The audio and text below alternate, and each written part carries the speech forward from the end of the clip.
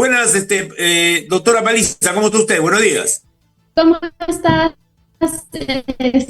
Julio?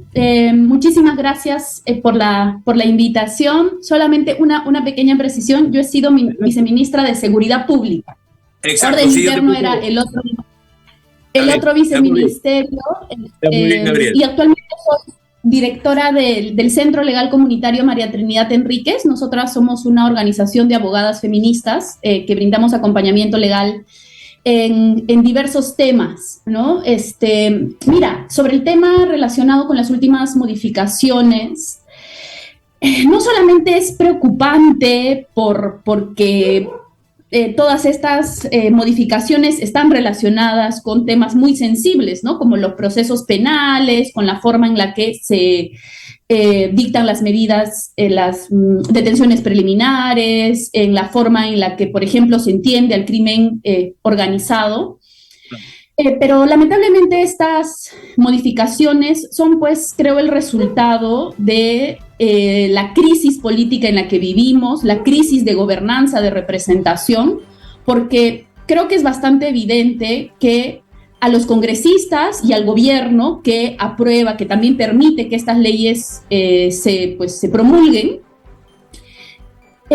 lo que están haciendo ellos es básicamente cuidar sus intereses, ¿no? O sea, ver todas las formas, ponerle todos los candados posibles a las normas para evitar que ellos, sus organizaciones políticas o sus aliados puedan ser procesados, detenidos o investigados, ¿no? No les interesa que con esas medidas se incremente el crimen organizado, los delincuentes salgan de la cárcel, no se puedan procesar delitos, por ejemplo, causados por las fuerzas del orden, por los policías, lo cual es totalmente atentatorio contra los derechos humanos. Lo único que les interesa es asegurar sus intereses, su impunidad y de alguna forma pues mantenerse en el poder, porque... Daniela, aquí estamos ante un caso, creo, desconocido, se ha dado algunas veces en el mundo, pero es cuando ya se prepara una gran dictadura que acaba con la libertad durante 40 años, ¿no? Pero digamos, nunca se ha visto un proceso en el cual una democracia se basea tanto en representación. Esta gente no representa a nadie. O sea, cuando uno escucha a alguno de estos sujetos que salen a hablar a nombre de las comisiones del Congreso, tú dices, pero este señor, ¿qué hace ahí? O sea, está haciendo leyes a la medida ¿de quién? De la gente que quiere favorecer como clientes. Y yo te voy a decir un caso que quisiera comentarte. Es el caso de los abogados de Odebrecht. Resulta que tienen un señor cuyo nombre no lo voy a dar porque me hace ahorita una demanda, que es el especialista en liberar delincuentes o de liberar corruptos, por parte de este lobby de abogados casi todos apristas que manejan el lobby contra Odebrecht. Es decir, son la gente que para denunciando en los medios, etc. Y uno de ellos es la personalidad a cargo de liberar y de abrir juicios contra los opositores a estas posiciones.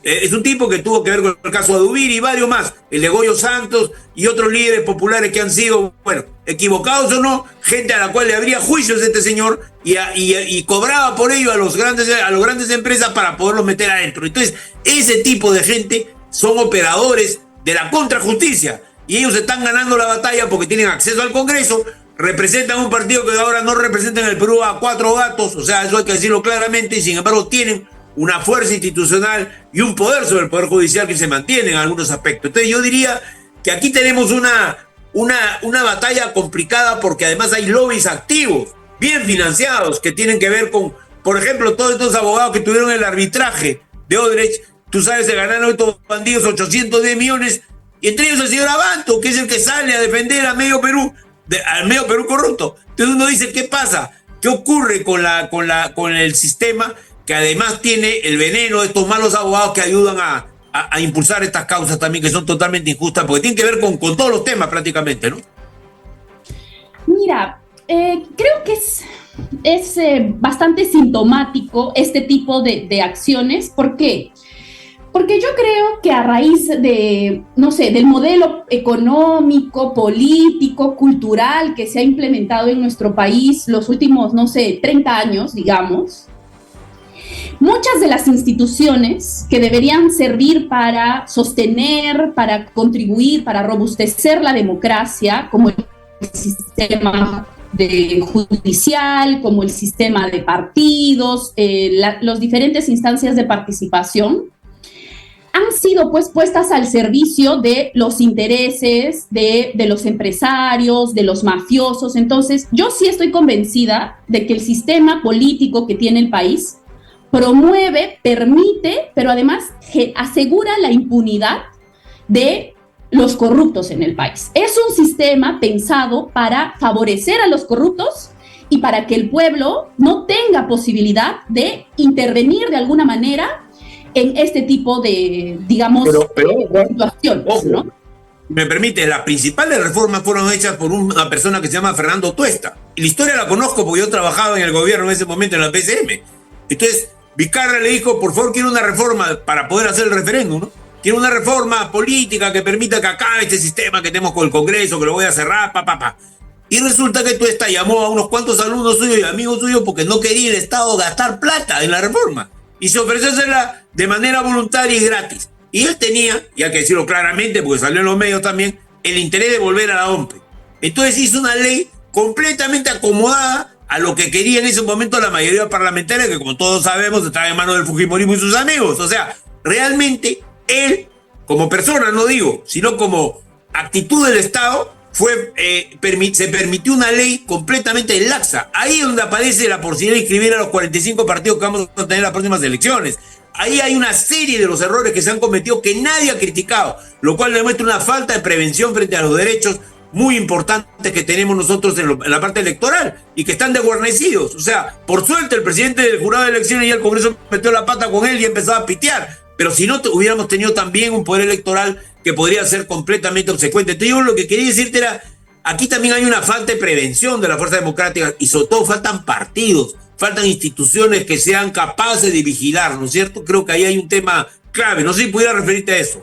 Mira, totalmente de acuerdo, ¿no? O sea, en el sistema actual que tenemos, no digo, en el modelo político, cultural, una cosa que está totalmente, pues, venida abajo, por decirlo menos, es el sistema de partidos políticos, porque también a la corrupción, a los grandes poderes, no les interesa que hayan partidos, pues, democráticos, fuertes, que tengan una gran base social, porque eso significa que la gente tiene capacidad de influir en la toma de decisiones, ¿no? Lo que más bien conviene es el desgobierno, el desorden, que hayan muchísimas organizaciones que están fragmentadas. Permíteme un ratito. Mira, yo no sé si estoy de acuerdo contigo por lo siguiente.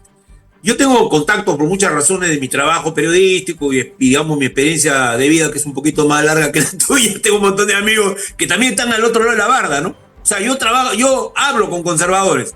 Hasta he hecho campaña a veces por conservadores que me han contratado porque mi oficio es el ser asesor de campañas electorales. Entonces he aprendido a leer al otro lado de la barda. Mira, muchos empresarios están horrorizados con lo que pasa en el Perú. Y no extranjeros, peruanos, ¿ah? O sea, hay también un cambio generacional ahí. Los viejos carcamanes son los de siempre, ¿no? Pero hay un cambio. Yo no quiero favorecer a nadie, yo no estoy diciendo, ¿no? Tengamos una visión de que el campo que queremos nosotros ganar, que es democrático, ¿no?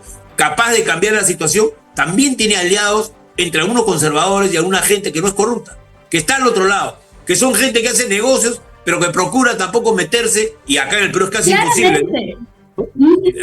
Sí, adelante, te escucho. Te escucho, Gabriela. Sí, no, o sea, efectivamente existen seguramente empresarios, personas que incluso siendo conservadoras, pues tienen preocupación acerca de la democracia. Sin embargo, tenemos, o sea, para mí es evidente que los partidos que tienen, pues, representación política, partidos como el fujimorismo, como el APRA, lo que han buscado es destruir el sistema de partidos para, pues, de alguna manera seguir fortaleciéndose, ¿no? O sea, actualmente, cuando tú piensas, probablemente el partido más organizado del Perú sea el fujimorismo, ¿no? Y eso lo vamos a ver en las elecciones, cuando probablemente sea el fujimorismo de los pocos que vaya a poner candidatos en absolutamente todos los lugares, ¿no? Entonces, claro, no hay interés por parte de las fuerzas que están representadas en el Congreso, tampoco de pues, los grandes poderes mediáticos, ¿no? Que tampoco es que su agenda sea vamos a fortalecer los partidos, ¿no? O sea, claro, no es un tema de agenda, no les interesa. Entonces, claro, lo que tenemos ahora es un sistema de partidos totalmente, pues, desconectado de la realidad, que no representa a nadie. Entonces, todo este desgobierno obviamente favorece a la corrupción, al crimen organizado, y el resultado de eso lo estamos viendo en el día a día, en que matan al bodeguero, en el que extorsionan al transportista, en el que asesinan a una joven, etcétera, ¿no? O sea, ese para mí también es el resultado de la crisis. Pero acá hay también un gran problema, ¿no? Que es que tú dices, ¿cómo puede ser posible que haya partidos que tienen buenos candidatos, que podrían ya estar acumulando fuerzas, y sencillamente son grupetes donde se arman bronca por quítame tapajas? O sea, es increíble. O sea, yo lo he visto en el caso del Partido Morado, lo he visto en el caso de partidos como por ejemplo toda la gama de la izquierda, lo he visto en buena parte de la derecha. O sea, hay una tendencia a pelearse todo el tiempo y no a tomar acuerdos racionales que permitan revertir la situación, porque está habiendo resistencia. Lo comentamos con Nino Costa. Hay jueces que no se dejan, fiscales que no se dejan, autoridades electorales que no se dejan, y no hay nadie que las esté respaldando. ¿Para qué están los partidos? Realmente son instituciones que, como en el Perú, son grupetes chiquitos, no tienen lo que tiene, por ejemplo, Morena en México, lo que tienen otros partidos de la derecha, inclusive representativos, que son partidos de miles de personas con tradiciones, con respeto a la democracia interna. Acá no, acá tenemos grupos que son cúpulas, y ahí está la dificultad. No tienen relación con la gente y no actúan en la coyuntura nacional, ¿no?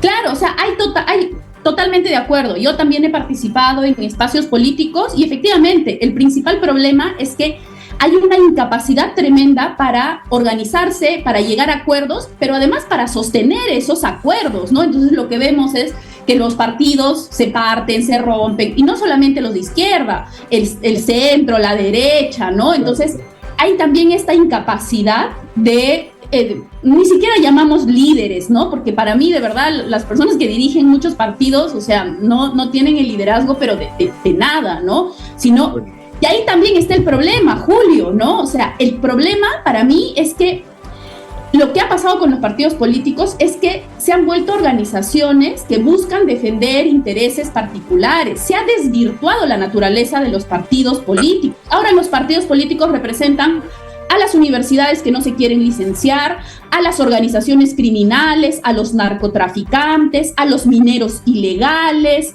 y a las personas que trafican con los bosques, etcétera. Tengo que terminar la entrevista, pero yo quisiera decirte algo importante. ¿Sabes lo que yo creo que hay que hacer? Que tu generación tome el poder de los partidos políticos y tome el poder de la política. O sea, realmente, acá no sé por qué hay tanto viejo por encima, me incluyo, ¿no? Por encima de los 60 años, que está metiendo boches entre los partidos políticos y controla el poder de todos los partidos. Absurdo. Mira, empezando por Acuña y terminando por Lucho Durán en el Partido Morado. O sea, todos los líderes son gente que debería estar replegado, generando gente nueva que tenga la voluntad de poder actuar en política con una nueva mentalidad. O sea, yo pienso en mis hijos, pienso en lo que me suceden a mí y lo veo mucho más capaz de entender el Perú y de poder actuar. O sea, creo que hay una realidad. Lo que ya debemos tener claro es que ese cambio generacional no se ha producido y es la causa de muchos de los males. Muy bien, tengo que despedirme porque si no me van a botar del canal. Una frasecita, tus palabras finales, por favor, en esta muy activa e interesante entrevista, Gabriela.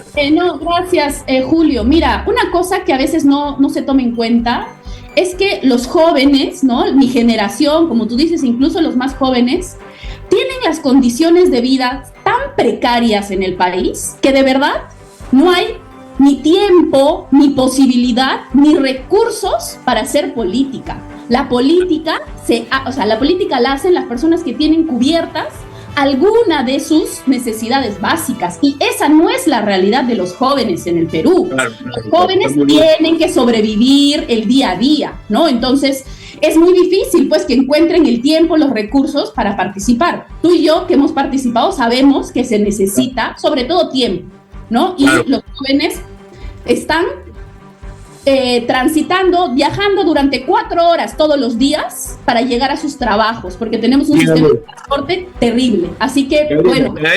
Te agradezco mucho, porque Gino Costa, la verdad, ha abusado de mi amistad ya toma mucho del tiempo que habíamos destinado, pero volvemos sobre el tema. Creo que es muy importante, este último tema me parece muy interesante y te agradezco muchísimo tu participación. Creo que has iluminado con tu vigor y tu fortaleza y tu juventud todo lo que había que decir el día de hoy. Muy agradecido, muy amable. Gracias. Y bienvenido en Contragolpe. Chaucito. Luego, gracias, muy amable.